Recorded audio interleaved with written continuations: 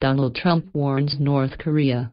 Do not try us. U.S. President Donald Trump has issued a blunt warning to North Korea's leader Kim Jong-un in an address to South Korea's parliament. Do not underestimate us.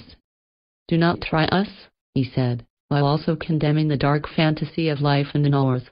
He addressed Mr. Kim saying the weapons you are acquiring are not making you safer, and urged other nations to join forces to stop Pyongyang. The U.S. leader is now in China as part of a five-nation tour of Asia. He will meet Chinese counterpart Xi Jinping for talks likely to focus on trade in North Korea.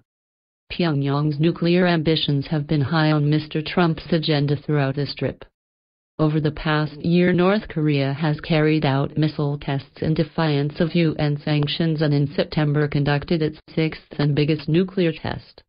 Mr. Trump's words to South Korean lawmakers were being closely watched, and while his rhetoric was stark, he did not repeat his previous bombast towards the North. These are the most striking points from his speech. Trump made a personal address to Kim Jong-un in an unexpected move. Mr. Trump chose to directly address North Korea's leader in his speech, urging him to discard his nuclear program and weapons. They are putting your regime in grave danger, warned Mr. Trump. Every step you take down this dark path increases the peril you face. He also made reference to North Korea's founder and Mr. Kim's grandfather, Kim Il-sung, in words likely to inflame Pyongyang. North Korea is not the paradise your grandfather envisioned. It is a hell that no person deserves. But Mr. Trump also appeared to reiterate Tuesday's offer to reach a deal, saying that despite every crime you have committed, we will offer you a path for a better future. He warned the North against fatal miscalculation. He said that to interpret past U.S. restraint as weakness would be a fatal miscalculation, as there was now a different U.S. administration in place.